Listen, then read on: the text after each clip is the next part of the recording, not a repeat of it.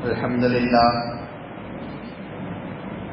لله رب العالمين والعاقبة للمتقين والصلاة والسلام على سيد الأنبياء والمرسلين وعلى آله وأصحابه أجمعين والمؤمنين والمسلمين كلهم أجمعين ومن تبعهم بإحسان إلى يوم الدين. أما بعد، فقد قال الله تبارك وتعالى في كلامه المجيد بعد أعوذ بالله من الشيطان الرجيم بسم الله الرحمن الرحيم وعاشروهن بالمعروف صدق الله العلي العظيم. قال نبينا محمد صلى الله عليه وسلم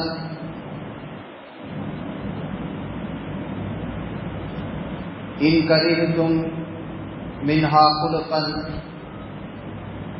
رضي منها آخر أو كما قال على نبينا عليه الصلاة والسلام.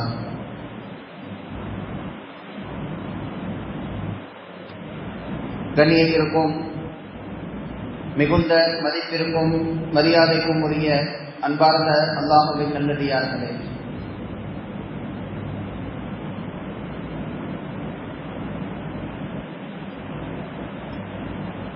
வணக்க வழிபாடுகள் இறைவனுக்கு அடிபணிதல், நபி ஸல்லல்லாஹு அலைஹி வஸல்லம் அவர்களின் வழிகாட்டுதல்களுக்கு கட்டுப்படுதல், இவைகளுக்கு எல்லாம் சேர்த்து மார்க்கத்தில் ஹுகூகுல்லாஹ், அல்லாஹ்வுக்கு செய்ய வேண்டிய கடமைகள், வணக்க வழிபாடுகள்,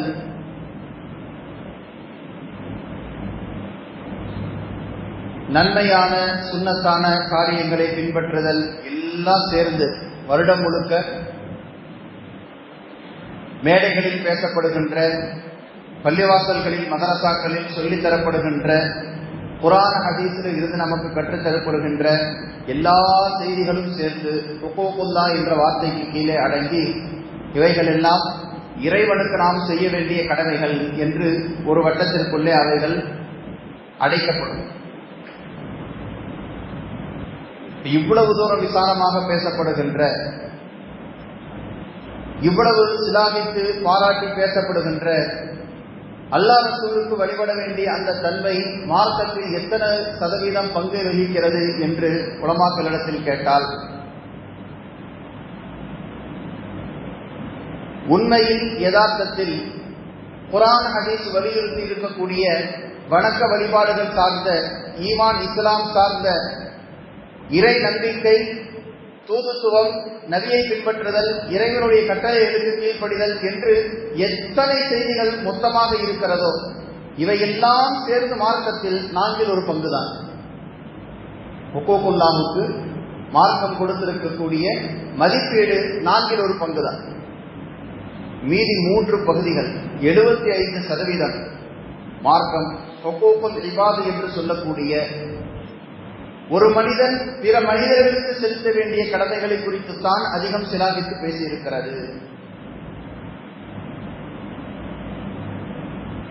ஒரு மனிதன் தன் வாழ்நாளில் எத்தனை நபர்களோடு சம்பந்தப்படுகிறானோ, உறவு முறையில், தொழிலில், நட்பு ரீதியில், ஒரு மனிதன் தன் வாழ்நாட்களில் எத்தனை நபர்களோடு சம்பந்தப்படுகிறானோ அத்தனை நபர்களுக்கும் செலுத்த வேண்டிய வெவ்வேறு கடமைகளை மார்க்கம் வலியுறுத்தி இருக்கிறது. ஒரு மகனாக பெற்றவர்களுக்கு செய்ய வேண்டிய கடமை, ஒரு சகோதரனாக சகோதரிக்கு செய்ய வேண்டிய கடமை, ஒரு மாணவனாக ஆசிரியருக்கு செய்ய வேண்டிய கடமை, வியாபாரத்தின் ஒரு பங்கு ஒப்பந்ததாரராக இருப்பவர் மற்றொரு தரப்பில் இருக்கக்கூடிய வியாபாரிக்கு, தன்னிடத்தில் வரக்கூடிய வாடிக்கையாளர்களுக்கு செய்ய வேண்டிய கடமை, ஒரு வீட்டில் குடியிருப்பவர் அக்கம் பக்கத்து வீட்டார்களுக்கு செய்ய வேண்டிய கடமை, இப்படி தான் எத்தனை நபர்களோடு வாழ்க்கையில் சம்பந்தப்படுகிறாரோ அத்தனை நபர்கள் சார்ந்த வெவ்வேறு கடமைகளும் உரிமைகளும் மார்க்கத்தில் சொல்லித் தரப்பட்டிருக்கிறது. இவைகளை பேணி அடக்குமாறுதான் 1/3 பங்கு, 4/3 அளவுக்கு மார்க்கம் நமக்கு வலியுறுத்தி இருக்கிறது.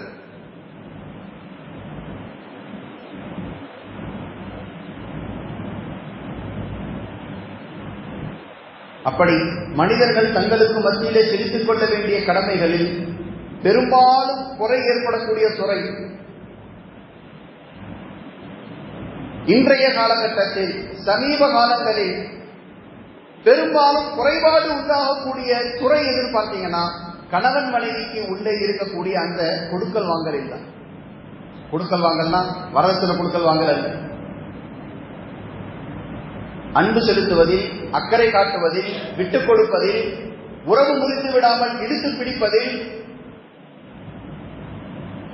குடும்ப பிரச்சனைகள் தெருவுக்கு வந்து விடாமல் பாதுகாப்பதில் ஏற்பட்டிருக்கக்கூடிய குறை இன்றைக்கு மிக பெரிதாக அளவுக்கு வெடித்து வெளியே வந்திருக்கிறது.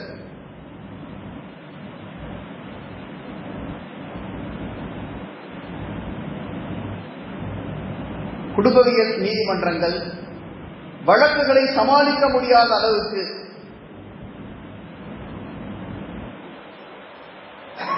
பெரும் சுமையை அந்த நீதிமன்றங்களின் மீது இன்றைக்கு இருக்கக்கூடிய சமூகம் சுமத்தி இருக்கிறது. ஒவ்வொரு குடும்பவியல் நீதிமன்றத்திலும் 15,000, 20,000, 30,000. சென்னையில் உள்ள ஒரு குடும்பவியல் நீதிமன்றத்தில் மட்டும் 60,000 வழக்குகள் நிலுவையில் இருக்கு. இப்படியாக கணவன் மனைவி புரிந்துணர்வு குறைபாடின் காரணமாக இன்றைக்கு உறவை முறித்துக் கொள்ளக்கூடிய, குடும்பத்தை பிரித்துக் கொள்ளக்கூடிய, திருமண உறவை ரத்து செய்து கொள்ளக்கூடிய நிலைமைக்கு இன்றைக்கு நிறைய இளைஞர்கள், நிறைய வாலிபர்கள் தள்ளப்பட்டிருக்கிறார்கள். இத ஒரு பொருட்டாவே கண்டுகொள்ளாத அளவுக்கு இன்றைக்கு சமூகத்தில் சகஜமாகவும் ஆகிவிட்டது. ஒரு காலத்தில் திருமணம் முடித்து கொடுக்கப்பட்ட பெண் வாழ சென்ற இடத்தில் அனுசரித்து வாழ முடியாமல் அல்லது வாழ்வதற்கு இடமளிக்காமல் ஏதாவது தொந்தரவு கொடுக்கப்பட்டதன் காரணமாக பிரச்சனைகளுக்கு உள்ளாகி அந்த பெண்ணை கொண்டு வந்து தகப்பனார் வீட்டில் வச்சிருந்தாருன்னா அந்த தகப்பனார் வெளியே தலை நிமிர்ந்து நடக்க முடியாத அளவுக்கு சமூகம் ஒரு அழுத்தத்தை கொடுக்கும். எங்க வாழ்ற பிள்ளையை கூட்டு வந்து வீட்டில் வச்சிருக்கிறீங்க, என்னனாலும் பேசி சமாதானம் பண்ணி கொண்டு போய் அந்த வீட்டில் விட்டுட்டு வந்தாதானுங்க கௌரவம் என்று திருமணம் முடித்து கொடுத்த பெண்ணை திரும்ப கொண்டு வந்து தன்னுடைய வீட்டில் வைத்திருக்கக்கூடிய தகப்பன் வெளியில் தலை நிமிர்ந்து நடக்க முடியாத அளவுக்கு, தலைநாட்டி திரிய முடியாத அளவுக்கு சமூகம் ஒரு அழுத்தத்தை உருவாக்கி வைத்திருந்தது. இந்த அழுத்தம் எங்க பிரதிபலிக்கும்? அந்த கணவன் அந்த தகப்பன் அவ்வளவு சீக்கிரமாக தன் மகளை வீட்டுக்கு கூட்டிட்டு வர முடிவெடுக்க மாட்டார். இப்படியாவது சமாதானம் பண்ணி இருக்க வச்சிடலாம்.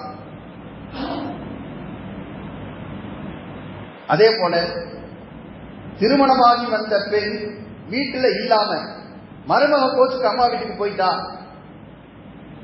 சம்பந்தக்காரங்க வந்து பிள்ளையை கூட்டிட்டு போயிட்டாங்க என்றால் அந்த கணவன் வீட்டில் இருக்கக்கூடிய பெரியவர்களும் கூட வெளியே தலை காட்ட முடியாத அளவுக்கு வாழ வந்த பெண்ணை வச்சு வாழ்றதுக்கு வழி இல்லாம துரத்தி விட்டுட்டு என்ன இருமாப்பா திரிகிறான் பாரு என்று பேசக்கூடிய ஒரு பேச்சுக்களை கேட்க வேண்டிய நிலை வருமே என்ற அந்த நிர்பந்தத்திற்கு பயந்து வாழ வந்த பெண் அவ்வளவு சீக்கிரம் விரட்டி விட மாட்டாங்க.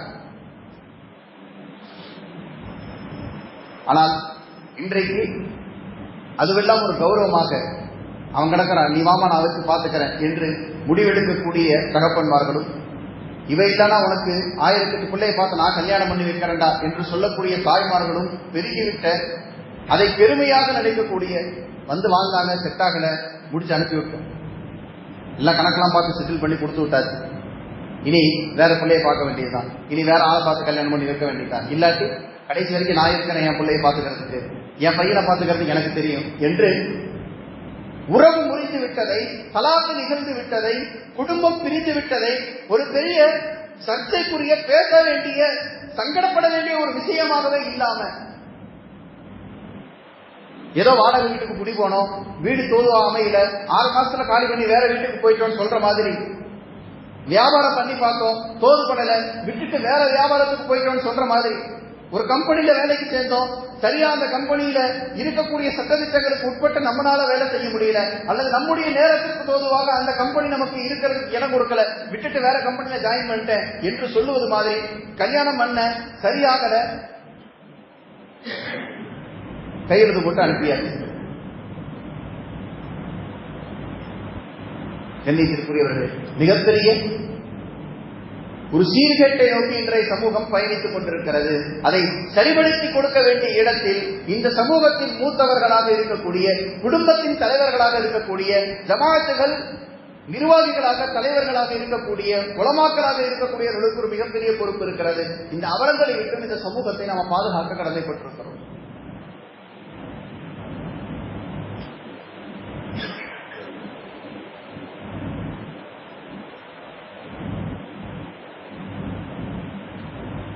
தொடர்ச்சியாக குடும்பத்தில் பிணக்கு என்று, கணவன் மனைவிக்கு இடையே ஒற்றுமை இல்லை என்று வழக்குகள் வரத் தொடங்கி இருக்கிறது. ஒரு காலத்தில் எல்லாம் இந்த ஊரினுடைய டவுன் ஹாஜி யாருங்கிறது பள்ளிவாசல் உலமாக்களுக்கே தெரியாது, பள்ளிவாசல் நிர்வாகத்துக்கே தெரியாது. அவர் லெட்டர் பேடு மட்டும்தான் மாசத்துக்கு ஒரு தடவை கண்ணில் போடுவோம், அதையும் பெருசா கவனிக்க மாட்டோம். ஏன்னா அந்த லெட்டர் பேட்லாம் நமக்கு பிரயோஜனம் இல்லை. எந்த லெட்டர் பேடு முக்கியத்துவம் பெறும்னா, நோன்பு ஆரம்பிச்சிருச்சான்னு கேட்க வேண்டிய அந்த பெருநாளுடைய நோன்பு ஆரம்பிக்கக்கூடிய ரமதானுடைய பிறை பார்க்கிற அந்த லெட்டர் பேடும், நோன்பு முடிச்சு பெருநாள் பிற தெரிஞ்சிருச்சாங்கிறத அறிவிக்கக்கூடிய அந்த லெட்டர் பேடும், வருஷம் 12 லெட்டர் பேட்ல 2 லெட்டர் பேடுக்கு தான் மனுஷங்க முக்கியத்துவம் கொடுத்து, டவுனுகாலின்னு ஒருத்தர் இருக்கிறாருங்கிறதே அதுக்காக வேண்டித்தான் யோசிக்க வேண்டிய நிலைமையில சமூகம் இருக்கு. தொட்டதுக்கெல்லாம் டவுன்காலியை தேட வேண்டிய நிலைமையே இல்லாமல், மிஞ்சு மிஞ்சு போனா குடும்பத்தில் ஒரு பிரச்சனை வந்தா அந்த குடும்பத்தில் உள்ள பெரியவர்களே பேசி அதை சரிபடுத்தி விடக்கூடிய, அதையும் தாண்டி வெளியில இந்த பிரச்சனை யாரிடத்திலாவது சொல்லி உபதேசம் கேட்கணும்னா அந்த மொஹல்லாவில் உள்ள பள்ளிவாசல் ஜமாத்துல போய் சொல்லி, ஜமாத்தில் உள்ள 4 பெரிய மக்கள் கூப்பிட்டு அவங்களுக்கு உபதேசம் பண்ணி சமாதானம் பண்ணி வச்சா சேர்ந்து அனுசரித்து அந்த குடும்பம் வாழ ஆரம்பிச்சு. அதை தாண்டி வேறு ஒரு இடத்துக்கு போக வேண்டிய நிர்பந்தம் இல்லாத அளவுக்கு சமூகம் பயணித்துக் கொண்டிருந்தது. இன்னைக்கு மாசத்துக்கு ஒரு தடவையாவது டவுன் ஹாஜி நம்பர் யாராவது ஒருத்தர் கேட்டுட்டு வரக்கூடிய அளவுக்கு சமூகத்தினுடைய நிலைமை மாறிடுச்சு. ஏன்னா இன்னைக்கு இருக்கிற அவசர உலகத்துல ஜமாத்துக்கு போனா 3 மாசம் ஆகும், டவுன் ஹாஜிட்ட போனா 2 சிட்டிங்ல முடிச்சு கொடுத்துறாரு. டவுன் ஹாஜிட்ட போறது கூட முடையா இருக்கு. அதனால என்ன செய்யறது, ஏதாவது இயக்கத்தில் லெட்டர் கொடுத்தா, யாராவது ஒருத்தர் 10க்கு 10 ஆபீஸ்ல ஒரு ரோலிங் சேரை போட்டு ஒரு ஆள் உட்கார்ந்து இருப்பாரு, அவர்கிட்ட போய் நோட்டீஸ் கொடுத்தா அந்த ஸ்பாட்லயே எழுதி கொடுத்துருவாரு. நோட்டரி வக்கீல்ல கையெழுத்து வாங்குற மாதிரி, அட்டஸ்டர் கையெழுத்து வாங்குற மாதிரி, எங்க போனா உடனடியா லெட்டர் கிடைக்குமோ அந்த மாதிரியான முகவரிகளை இன்றைக்கு சேகரித்து வைத்துக் கொண்டு எப்ப நம்ம வீட்டுல பிரச்சனை நடக்கும், எப்ப நம்ம போய் கையெழுத்து வாங்கலாம். இன்னைக்கு எப்படி நோய் எல்லாம் ஒரு பெருமைக்குரிய விஷயம் மாதிரி, சுகர் வந்துருச்சு அப்படின்னு, எப்படி சுகர் வந்துட்டா ஒரு பெரிய மனுஷன் மாதிரி, பிபி வந்துட்டா அவர் தான் பெரிய மனுஷன் மாதிரி, இவ்வளவு வயசாயிருச்சு சுகர் வரலையா, இவ்வளவு வயசாயிருச்சு உங்களுக்கு பிபி வரலையா, இது அவர் பாவம் பண்ண மாதிரி, இவங்க எல்லாம் பெரிய புனிதர்கள் மாதிரி. நிறைய பேர் நோயாளி ஆனதுனால இன்னைக்கு நல்லா இருக்கவனை பார்த்தா அவனுக்கே குற்ற உணர்ச்சி ஏற்படுது. ஐயோ நமக்கு இன்னும் நோய் வரலையேங்கிற மாதிரி ஆகுது. இல்ல அந்த மாதிரி என்னவாயிருச்சு, உங்க குடும்பத்துக்கு இன்னும் பிரச்சனை வரலையா, உன் பிள்ளையும் பையனுக்கு சந்தோஷமா இருக்கிறாங்களா அப்படின்னு கேட்கறது எந்த அளவுக்கு சமூகத்தில் ஊறி போயிடுச்சுன்னா, எல்லா குடும்பத்திலையும் பிரச்சனை என்கின்ற நிலைமைக்கு ஆளாகி பள்ளிவாசல்கள் தோறும், டவுன் காஜிகளினுடைய அலுவலகத்தில், குற்றவியல் நீதிமன்றங்கள்ல சமூகம் காத்து கிடக்கக்கூடிய ஒரு அவலமான சூழ்நிலை உருவாக்கி அல்லாஹ் பாதுகாக்க. பெருமானார் ஸல்லல்லாஹு அலைஹி வஸல்லம் அவர்கள் 11 மனைவிமார்களோடு வாழ்ந்து காட்டி இருக்கிறார். இதில் எந்த மனைவியினுடைய குணமும் இன்னொரு மனைவியினுடைய குணத்திற்கு ஒப்பானது அல்ல. வீட்டுல அக்கா தங்கச்சி 2 பேர் இருந்தாலே என்ன அக்கப்போர் நடக்குதுங்கிறது தெரியும். ஒரு தாய் தகப்பனுக்கு பிறந்த, ஒரு வயதில் பிறந்த அக்கா தங்கச்சிகளுக்கு உள்ளேயே எத்தனை சண்டை சச்சரவுகள் வருதுங்கிறது தெரியும். ஒரே நேரத்தில் 9 மனைவிமார்களை வேறு இனத்தைச் சேர்ந்த, வேறு மொழி பேசக்கூடிய, வேறு கலாச்சாரத்தை பின்பற்றக்கூடிய, வித்தியாசமான 9 கேரக்டர்ல உள்ள மனைவிமார்களை ஒன்றாக வைத்து பெருமானார் ஸல்லல்லாஹு அலைஹி வஸல்லம் அவர்கள் வாழ்ந்திருக்கிறார்கள். இந்த 9 மனைவியில் எந்த மனைவியையும் பெருமானார் ஸல்லல்லாஹு அலைஹி வஸல்லம் அவர்கள் அதட்ட வேண்டிய, மிரட்ட வேண்டிய, காயப்படுத்த வேண்டிய, அடிக்க வேண்டிய நிலை இல்லாமல் கடைசி வரைக்கும் சுமூகமாகவே வாழ்ந்திருக்கிறார்கள். இந்த சுண்ணத்தை எப்ப பின்பற்றுறது? அப்படியே 9 கல்யாணமா? அந்த சுண்ணத்தல்ல.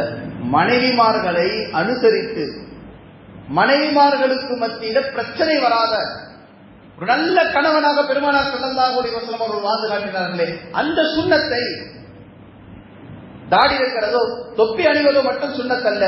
குடும்பத்தில் பெருமானார் ஸல்லல்லாஹு அலைஹி வஸல்லம் அவர்கள் தோற்று போய் தன்னுடைய உன்னதத்தை நிரூபித்திருக்கிறார்கள். உமர் ரலியல்லாஹு அன்ஹு அவர்கள் போன்ற கடினமான சுபாவம் உடைய சில சஹாபாக்கள் ஒன்று சேர்ந்து வந்து நபி இடத்துல கோரிக்கை வைத்தார்கள். யார சொல்லலாம், நீங்க சொன்னீங்கன்னு சொல்லி நாங்கெல்லாம் மனைவிமார்களுக்கு கொஞ்சம் இடம் கொடுக்க ஆரம்பிச்சு இப்ப ரொம்ப அதிகமாக அவர்களுடைய குரல் உயர ஆரம்பிச்சிருக்கு. மனைவிமார்களுக்கு உரிமை இருக்கு, அவர்களிடத்தில் சுமூகமா பேசுங்க. ஏன்னா இதற்கு முன்னால, இஸ்லாத்திற்கு முன்னால உள்ள காலத்தில் எல்லாம் பெண்கள் எப்படி அடிமைகளை போல நடத்தப்பட்டார்கள் என்ற வரலாறு நமக்கு தெரியும்.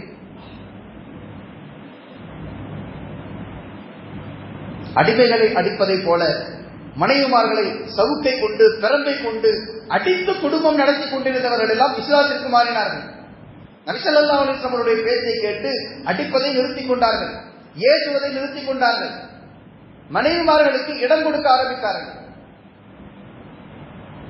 பிற்காலத்தில் வந்து உமர் ரலியல்லாஹு அன்ஹு அவர்கள் போன்ற பெரும் பெரும் சஹாபாக்கள்லாம் வந்து சொன்னாங்க, யார சொல்லலாம், நீங்க சொன்னீங்கன்னு நாங்க கம்பெல்லாம் கீழே வச்சுட்டோம், சாட்டையை கீழே வச்சுட்டோம், ஆனா அவர்களுடைய சத்தம் உயருது, அவர்களை எங்களால் கட்டுப்படுத்த முடியறது இல்லை, தேவையில்லாத குடும்பத்திற்குள்ள குழப்பங்கள் எல்லாம் வருகிறது, நீங்கள் அடிப்பதற்கு அனுமதித்தாருங்கள் என்று கேட்டார்கள்.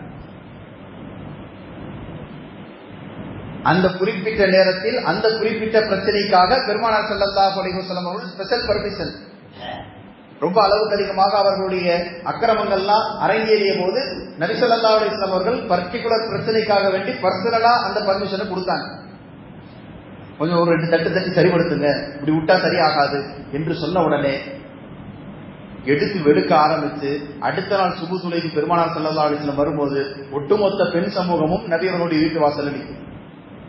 யார சொல்லலாம், நைட் பின்னி எடுத்துட்டாங்க, தோலை உரிச்சுட்டாங்க, பட்டையை கிளப்பிட்டாங்க. உடனே பெருமானார் ஸல்லல்லாஹு அலைஹி வஸல்லம் சொன்ன வார்த்தை, யார் தன் மனைவி காயமுறுகிற அளவுக்கு அடித்து துன்புறுத்தி மனைவியை அடிமையை போல் நடத்துகிறாரோ அவர் கண்ணியமானவராக இருக்க மாட்டார், அவர் கண்ணியமானவராக இருக்க மாட்டார். ஆனால் நான் கண்ணியமானவன் என்று பெருமானார் ஸல்லல்லாஹு அலைஹி வஸல்லம் சொன்னார். நான் கண்ணியமானவன் அப்படின்னா என்ன அர்த்தம்? என்னை மாதிரி இருங்கள் என்று பெருமானார் ஸல்லல்லாஹு அலைஹி வஸல்லம் அவர்கள் சொன்னார். என்னை போல இருங்கள். இன்னும் ஒரு வார்த்தை கூடுதலாக பெருமானார் ஸல்லல்லாஹு அலைஹி வஸல்லம் அவர்கள் சேர்த்து சொன்னார்கள், நான் மிகைக்கப்பட்ட சங்கையானவனாக இருக்க ஆசைப்படுகிறேன். இந்த வார்த்தையில உள்ள முரணை கவனியுங்கள். மிகைக்கப்பட்டவன் அதாவது தோற்று போனவன். இரண்டாவது வார்த்தை சங்கையானவன். எப்பயுமே ஜெயிக்கிறவன் தான் சங்கையானவன் நாம நினைக்கிறோம்.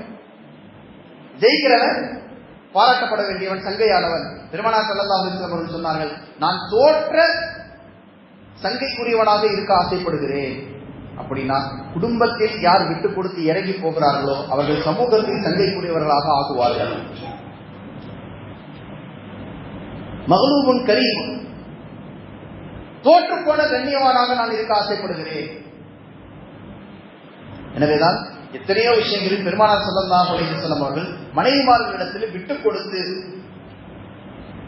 இறங்கி போய் அவர்களின் பேச்சுக்கு முன்னுரிமை கொடுத்து பல நிகழ்வுகளில் மனைவிமார்களை உற்சாகப்படுத்தி ஆர்வப்படுத்தி தன்னை விட மிகைத்து விட்டதாக ஒரு தோற்றத்தை அவர்களுக்கு காண்பித்துக் கொடுத்து அவர்களை சரிபடுத்தி குடும்பம் நடத்தி இருக்கிறார்கள்.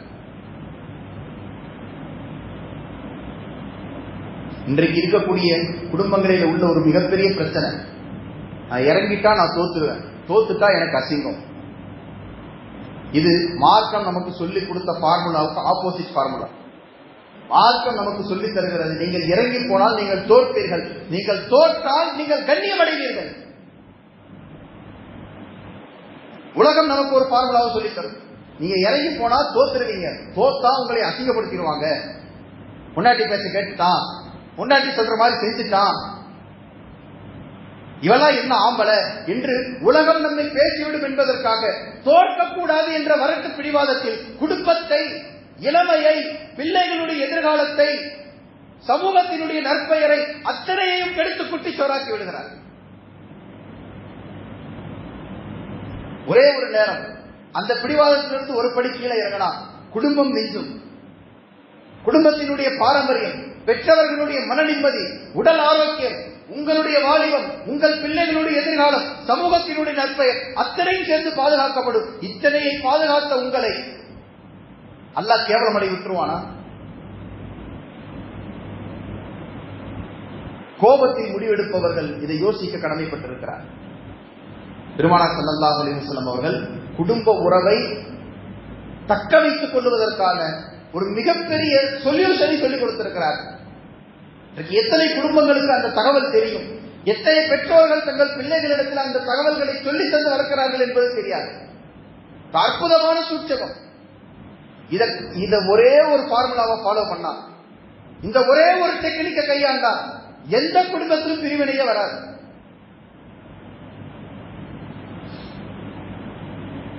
இன் கரிஹ மின்ஹா குலுகன் ரதிய மின்ஹா ஆகர். ஒரு குறை தென்படுகிறது என்றால் அந்த குறையை ஒரு பக்கம் ஓரமா வச்சுட்டு அந்த பெண்ணிடத்துல என்னவெல்லாம் நிறை இருக்குன்னு யோசிக்கணும். ஒரு சண்டை வந்துருச்சு, நம்ம பேச்ச கேட்கல, நம்ம பேச்ச கேட்கலங்கிறத ஒரு கோபத்தை காரணமாக வச்சு உடனே மனிதனுடைய மூளை எதை தூண்டும்?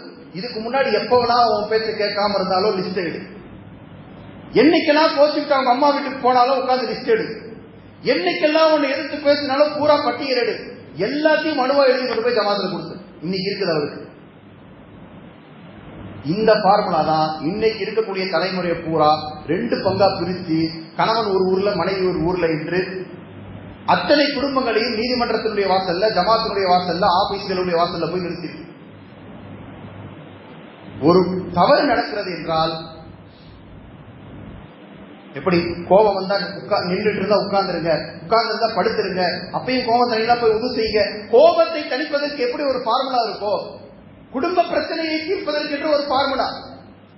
ஒரே ஒரு நொடி நடந்த தவறை கொண்டு அதற்கு பின்னால் நடந்த எல்லா தவறுகளையும் பட்டியல் எடுக்கிறத நிப்பாட்டிட்டு, ஒரு தவறு நடந்துருச்சு, சரி அந்த பிள்ளை மேல தப்பு, அதுக்காக வேண்டி அந்த பிள்ளை விட்டுருணுமா? அந்த பிள்ளை எவ்வளவு நல்லது செஞ்சிருக்கு.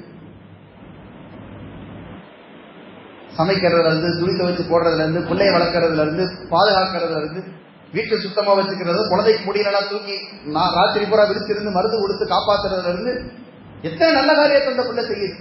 இந்த ஒரு விஷயத்திலேயே பேச்சு கேட்கறதுக்காக வேண்டிய அந்த பிள்ளையை துரத்தி விடணுமா அப்படின்னு யோசிக்க ஆரம்பிச்சா ஒரு குடும்பத்திலையும் பஞ்சாயத்து வராது. அதே மாதிரி பெண் மக்கள் ஒரு நேரம் நம்ம கேட்டதை வாங்கி கொடுக்கல, ஒரு விஷயத்துல நம்ம சொன்னதை அவர் செஞ்சு கொடுக்கல என்பதற்காக வேண்டி இவரை இழக்கணுமா? எத்தனை துணிமணி வாங்கி கொடுத்திருக்கிறாரு, எத்தனை பக்கம் வெளியே கூட்டிட்டு போனாரு, எவ்வளவெல்லாம் சாப்பிடறதுக்கு நமக்கு வாங்கி கொடுத்து பார்த்து பராமரிச்சிருக்கிறாரு. நம்ம பிள்ளைகளுக்கு எவ்வளவு அவர் அக்கறையாக ஒரு தகப்பனாக இருந்து எந்த ஸ்கூல்ல சேர்த்து படிக்க வச்சு எப்படி ஃபீஸ் கட்டி எப்படி பாடுபட்டு நம்முடைய பிள்ளைகளை வளர்க்கிறாரு. இன்னைக்கு ஒரு விஷயத்துல நம்ம சொன்னது அவர் கேட்கலங்கிறதுக்காக வேண்டி, நமக்கு ஒண்ணு வாங்கி தரலங்கிறதுக்காக வேண்டி இந்த மொத்த நன்மைகளையும் சேர்ந்து நம்ம இழக்கணுமா என்று யோசித்தால் எந்த குடும்பமும் பிரியாது. ஆனால் இன்னைக்கு இரண்டு குடும்பத்திலையும் இருக்கக்கூடிய பெரிய பிரச்சனை, அந்த பிள்ளை யோசிக்கிறனாலும் இப்படி நடந்துருச்சுமான்னு ஒரு போன் வந்த உடனே அந்த ஆளுக்கு இதே தான் வேலை. அன்னைக்கு போன மாசம் 3ஆம் தேதி 3/4 மணிக்கு இதே தான் பண்ணான், அதுக்கு முன்னாடி மாசம் 32ஆம் தேதி அதே அன்னைக்கு இதே தான் பண்ணான். இவனுக்கு கட்டி கொடுத்ததுல இருந்து எனக்கு ஒரு நிம்மதியே இல்லை, நீ கிளம்பி வாமா அப்படின்னு அந்த புள்ள மறந்திருக்கிற பழைய எல்லா குப்பையும் இந்த அம்மா கிளறி கையில கொடுத்து குடும்பத்தை பிரிச்சு கூட்டிட்டு வந்தார்.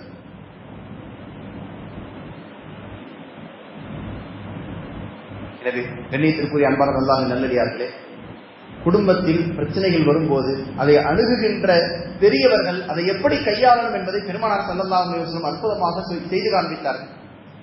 ஒரு ஊருக்கு பிரயாணம் போயிட்டு வந்தாங்க. வெளியூர்ல இருந்து வந்த உடனே முதல்ல தன்னுடைய மகள் எப்படி இருக்கிறார் என்பதை பார்ப்பதற்காக பாத்திமா நாயகி வீட்டுக்கு போறாங்க. பாத்திமா நாயகி வீட்டுல இருக்கிறாங்க. அலி ரலியல்லாஹு அன்ஹு ஆளை காணும்.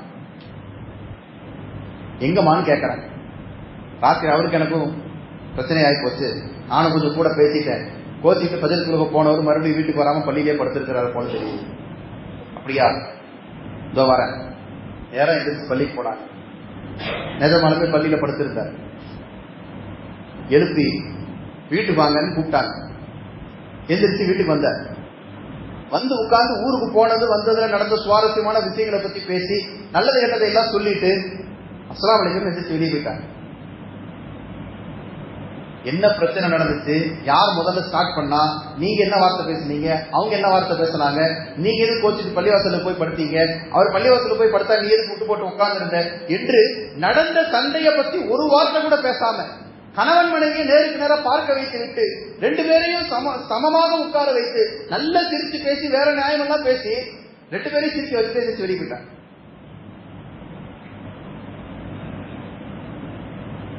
அற்புதமாக குடும்ப பிரச்சனைகளை கையாளுவதற்கு உண்டான தீர்வு. அபூபக்கர் சித்திக் ரலியல்லாஹு அன்ஹு அவர்கள் நாயகத்தினுடைய வீட்டை கடந்து போயிட்டு இருக்கிறாங்க. வீட்டுக்குள்ள இருந்து ஒரே கூச்சல் சத்தம்.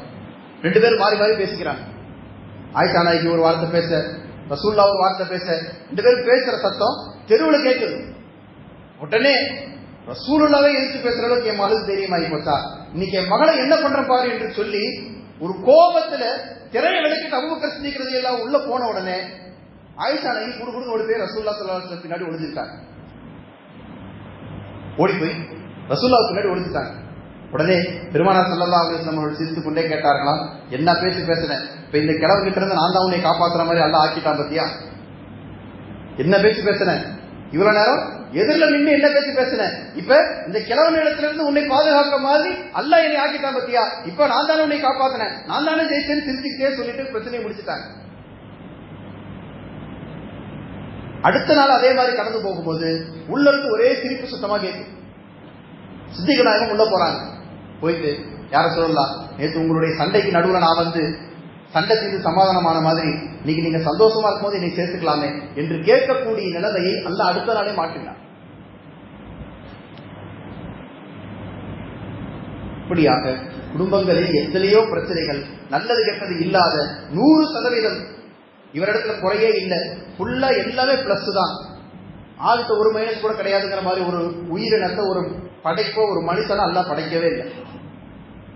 அதே மாதிரி 100% மைனஸ், இதை படைச்சதே வேஸ்ட், குப்பத்தொட்டிலாம் போட்டுங்கிற மாதிரி ஒரு படைப்போ ஒரு பொருளை அல்லாஹ் படைக்கவே இல்லை. எல்லா பொருளிலும் நன்மைகளும் இருக்கு, எல்லா பொருளிலும் குறைகளும் இருக்கிறது. குறைகளை மட்டுமே பார்த்து கொண்டே இருக்கக்கூடிய கண்ணோட்டத்தில் வாழ்பவர்களால் என்றைக்கும் மனநிறைவான ஒரு வாழ்க்கையை வாழவே முடியாது. குற்றம் பார்க்க சுற்றம் இல்லை என்று தமிழ் பழமொழியில ஒரு வார்த்தை உண்டு. குறையை பார்த்து கொண்டே வாழுபவர்களால் நிறைவை கண்ணால பார்க்கவே முடியாது. இன்னைக்கு இருக்கக்கூடிய சமூகத்தினருடைய மிகப்பெரிய சாபக்கேடு என்னன்னா, குடும்பங்களில் எப்படி நாம இருக்கணுங்கிறத குடும்பத்தில் வாழக்கூடிய வாழ்க்கையின் அனுபவத்திலிருந்து பாடம் பெறுவதற்கு பதிலாக இன்னைக்கு சினிமாத்தனமாக வாழ்க்கைகள் மாறிவிட்டது. அத கசப்பாக இருந்தாலும் அந்த வார்த்தையை, அந்த யதார்த்தத்தை நம்ம புரியணும். ஒரு குடும்பத்தினுடைய அமைப்பு எப்படி இருக்கிறது, நம்மளுடைய முன்னோர்கள் எப்படி வாழ்ந்தார்கள், நம்மளுடைய தாதா தாதி நானா நானி எப்படி வாழ்ந்தாங்க, நம்ம அத்தாமா எப்படி வாழ்ந்தாங்க, நம்ம மாமா மாமி எப்படி வாழ்ந்தாங்க, அதை பார்த்து குடும்ப வாழ்க்கையை பழகக்கூடிய ஒரு நிலைமையில இன்றைக்கு உள்ள தலைமுறை இல்லை. ரீல்ஸ்ல வர்றதை பார்த்துக்கிட்டே, சினிமாவில் வர்றதை பார்த்துக்கிட்டே, இந்த ஆள் ஒரு 10 ரீல்ஸ்ல பார்த்து வச்சிருப்பான். மனைவி தான் காலங்காத்தால குளிச்சு தலை நிறைய பூ வச்சு கையில காபி போட்டு கொண்டு வந்து எழுப்புற மாதிரி ஒரு பொண்டாட்டியா கடை கொண்டு இவர் ஒரு 10 ரீல்ஸ் பார்த்து வச்சிருப்பார். அந்த அம்மா நான் விடிய தூக்கிட்டே இருப்பேன், இவரே காலையில் எந்திரிச்சு டிஃபன் செஞ்சு அவரே சாப்பிட்டுக்கிட்டு என் தலைமாட்டில் கொண்டு வந்து டிஃபனை கொண்டு வந்து வெத்து போட்டு ஏமா நான் ஆபீஸ் போயிட்டு வரேன் டாடா பாய்னு சொல்லி நெத்தியில முத்த கொடுத்துட்டு போற மாதிரி ஒரு 10 சீன் இந்த அம்மா பார்த்து வச்சிருக்கும். இவங்க 2 பேர்த்தையும் கூட்டிட்டு போய் கல்யாணம் பண்ணி வைப்பாங்க. கடைசியில 2த்துல எதுவுமே 10 மணி வரைக்கும் எந்திரிக்காது. இப்படி சினிமாத்தனமாக இன்ஸ்டாகிராம்ல சமூக வலைதளத்தில் வரக்கூடியவைகளை பார்த்து முன்மாதிரியாக ஆக்கி இப்படி ஒரு வாழ்க்கை எனக்கு அமைய வேண்டும் என்பதை ஏட்டு சுரக்காய் கழித்து உதவாதுங்கிற மாதிரி சினிமாவில் ரீல்ஸ்ல சீரியல்ல வரக்கூடிய எந்த காட்சியும் நிஜத்தில் நம்ப தகுந்தவை அல்ல என்பதை எப்போது நாம் உணர்கிறோமோ, நிஜத்துல நம்ம அத்தாமா எப்படி வாழ்ந்தாங்களோ அப்படி வாழணுங்கிற நம்பிக்கை. எங்க அத்தாமாவுக்கு வராத சண்டை இல்லை, ஆனா எங்க அத்தா என்னைக்குமே எங்க அம்மா விட்டு கொடுத்தது இல்லை. எங்க தாதா தாதிக்கு சண்டை வராம இருந்ததில்லை. 2 பேரும் மாறி மாறி பேசிக்காம ஒரு நாள் கூட இருந்ததில்லை. ஆனா ஒரு நாள் கூட எங்க தாதா விட்டு எங்க தாதி இருந்ததில்லை. எங்க தாதி கோச்சிக்கு என்னைக்குமே கிளம்பி அவங்க அம்மா வீட்டுக்கு போனதில்லை என்கின்ற இந்த யதார்த்த குடும்ப வாழ்க்கையை என்றைக்கு கண்ணால் பார்த்து அவர்கள் உணர்வு பூர்வமாக அந்த வாழ்க்கைக்குள்ள இணைக்கிறார்களோ அப்போதுதான் குடும்பத்தினுடைய உறவுகள் இணக்கமாக மாறும். அது வரைக்கும் எப்படி 30 செகண்ட் தான் ஒரு வீடியோ பார்க்குற அளவுக்கு ஒரு மனுஷனுக்கு இன்றைக்கு இருக்கக்கூடிய ஜெனரேஷனுடைய மென்டாலிட்டி எப்படி ஆயிடுச்சுன்னா 30 நிமிஷம் ஒரு இடத்துல ஒரே விஷயத்தை பாருன்னா பார்க்க மாட்டோம். அதே தகவலை 30 செகண்ட்ல ரீல்ஸ் ஆகி கொடுத்தீங்கன்னா தான் இப்படி இப்படி இப்படி இப்படி பார்க்குற அளவுக்கு தான் அவனுக்கு பொறுமை இருக்கு. 30 செகண்டுக்கு மேல ஒரு விஷயத்தை அவனால பார்க்க முடியாது. அதே மாதிரி 3 மாசத்துக்கு மேல 6 மாசத்துக்கு மேல ஒரு உறவுல அவர்களால் நீடித்து இருக்க முடியாத அளவுக்கு அவருடைய வாழ்க்கையின் நிலை மாறிவிட்டது. அல்லாஹ் தஆலா பாதுகாக்க வேண்டும். நம்முடைய குடும்பத்தில் உள்ள வாலிப வயதுடைய ஆண் பெண் பிள்ளைகள் திருமணத்திற்காக காத்திருப்பவர்களிடத்துல இந்த நல்ல கெட்ட செய்திகளை எல்லாம் சொல்லிக் கொடுத்து குடும்பத்தினுடைய பிரிவு என்பது எவ்வளவு பெரிய சாபக்கேடு என்பதை நாம் எல்லாம் விளங்கணும். எந்த ஒரு குடும்பத்தில் கடைசி வரைக்கும் மவுத்து வரைக்கும் தலாக்குங்கிற வார்த்தை பயன்படுத்த வேண்டிய தேவை இல்லாத அளவுக்கு அவர்கள் குடும்பத்தை இழுத்துட்டு போயிட்டாங்களோ அந்த தம்பதியினுடைய வாழ்க்கையில் அல்லாஹ் பரக்கத்து செஞ்சிருக்கிறான். அது எந்த குடும்பங்கள்ல மாமா மச்சனுக்குள்ள அண்ணன் தம்பிக்குள்ள எந்த குடும்பத்திலையும் யார் ஒருவர்களும் தன்னுடைய மனைவி இடத்துல தலாக்கு சொல்ல வேண்டிய நிலை இல்லாமல் எந்த தலைமுறை எந்த குடும்பம் பாதுகாக்கப்பட்டு விட்டதோ அந்த குடும்பம் பரக்கத்து செய்யப்பட்ட குடும்பம் என்கிறார். எந்த ஒரு குடும்பத்திலே ஏதோ ஒரு தம்பதிக்கு மத்தியில யாரோ ஒரு மனசங்கடத்தால தலாக்கு சொல்லிட்டாங்களோ அந்த நபூசத்து அதுல இருக்கக்கூடிய முசீபத்து மொத்த குடும்பத்தையும் சேர்த்து பாதிக்கும். எனவே கணியத்திற்குரிய அன்பார்ந்த அல்லாஹ்வின் நல்லடியார்களே, நம்முடைய உறவு முறைகளில் இருக்கக்கூடிய எந்த ஒரு தம்பதியினர்களுக்கு மத்தியிலேயும் எந்த குறைவோ எந்த மனக்கசப்போ உறவு முறித்தலோ திருமண உறவு ரத்தாகக்கூடிய நிலைமையோ தலாக்கு குலா போன்ற அனாவசியமான வார்த்தைகளோ கேள்விப்பட வேண்டிய நிலையே இல்லாத அளவுக்கு அல்லாஹ் தஆலா நம்முடைய குடும்ப உறவுகளை பாதுகாத்து புரிவானாக. ஆமீன்.